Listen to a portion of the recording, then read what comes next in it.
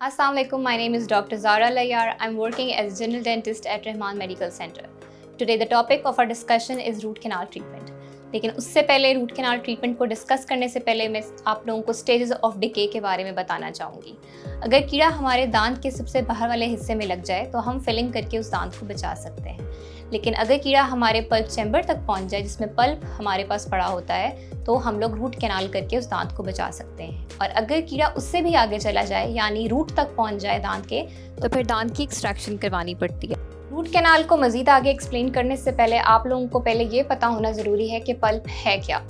Pulp basically हमारे दांतों को सेंसेशन प्रोवाइड करता है और न्यूट्रिशन प्रोवाइड करता है।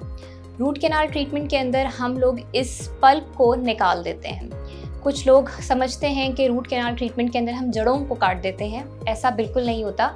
रूट कैनाल ट्रीटमेंट के अंदर हम लोग जड़ों की सफाई करते हैं। जड़ों की सफाई करने में ये होता है कि हम लोग इस पल्प को निकाल के हम अपनी कैनाल्स को शेप करते हैं।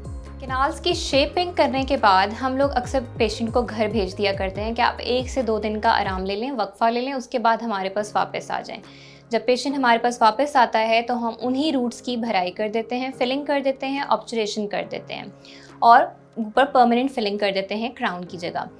अब मैं पेशेंट्स को एक और चीज़ रिकमेंड करना चाहूँगी। कुछ पेशेंट समझते हैं कि रूट कैनाल ट्रीटमेंट करवाने के बाद उनके दांत का काम मुकम्मल हो गया है, लेकिन ऐसा बिल्कुल भी नहीं होता। जब हम पल्प अपने दांत में से निकाल देते हैं तो हमारा दांत ब्रिटल हो जाता है और वहाँ पे टूटने का डर ज़्यादा हो जाता है। जब भी हम कोई ज़ोर से किसी चीज़ को चबाएंगे तो वो दांत हमारा टूट सकता है। इसलिए मैं अपने पेशेंट्स को रिकमेंड करूँगी कि रूट कैनाल कराने के बाद ऊपर क्राउन ज़रूर लगाएं।